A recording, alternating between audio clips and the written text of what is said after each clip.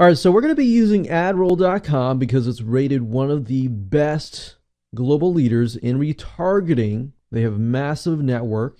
So what I want you to do is simply go to adroll.com, click on try it out. The nice thing about this is you get a 2-week free trial. And then of course, after that, you pay per CPM.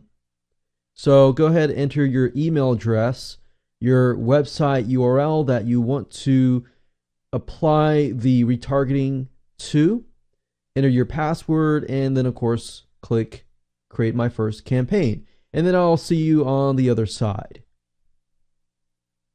All right, so after you have created an account, the first thing that you will need to do is you will need to set up your Smart Pixel. So if you click here, they are going to give you this code, and all you have to do is click copy. And what you need to do is you need to insert this code before the /body tag on all of your pages, on all of your website pages. Now, if you use something like WordPress, then you can easily add this by doing just one step, which is adding it to your footer.php page. If you're adding it to a different platform, you will need to add it to all of your website pages. And basically, AdRoll uses a Smart Pixel on all of your pages to track the different segments that you create in the different campaigns. So in this example, I am going to show you how to add it to WordPress. So if I click copy here, click close, and I'm going to head on over to my WordPress site. And basically what you need to do is under appearance, you need to go to editor, you need to select the theme, and then of course you need to locate the footer.php file, which is this one here.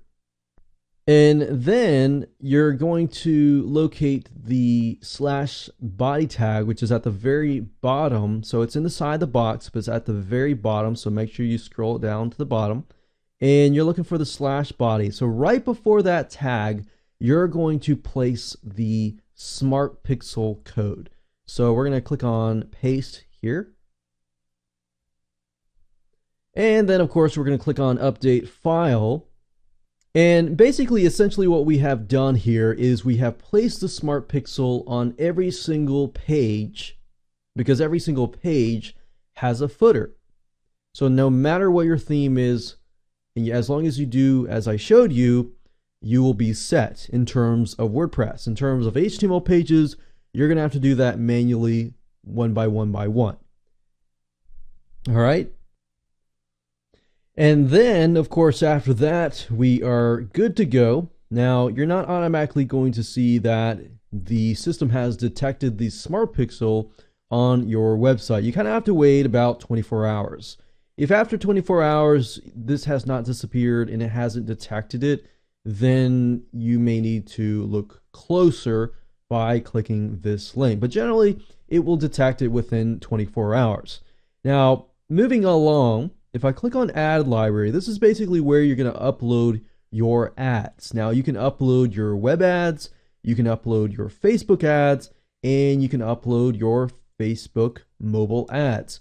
Now, the nice thing about AdRoll is it tells you the recommended ad sizes. So you don't have to think about, okay, what kind of size is best. So for web ads, you can upload 160 by 600, 728 by 90, which generally is at the top, and then of course 300 by 250. Now, statistically, we found that 300 by 250 tends to be the more converting ad. So I tend to go towards these ads if all possible, because it's generally on the side and it's generally big enough and draws the eyes. And then of course we have the recommended Facebook ads down here.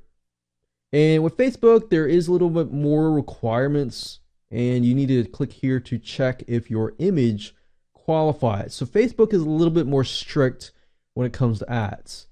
These ads are a little more flexible, but if you click on creative requirements, it will tell you the do's and the do nots. I'm not going to go over that right now because you can always go back to it later, but I want to make sure that I mention that so that you are aware. But uploading it is super easy. All you have to do is simply click on upload web ads, then drag and drop the files right here, and you're good to go.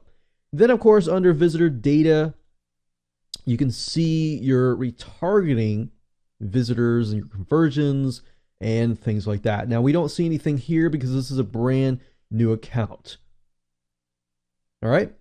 So now that we have covered that, in the next video, I'm going to show you how to create your retargeting segments. And these are crucial because within a campaign, you can have several different types of segments. You can segment people into different interests, and you definitely want to do that because the more targeted and more specific that you can get, the better. All right, we'll see you in the next video.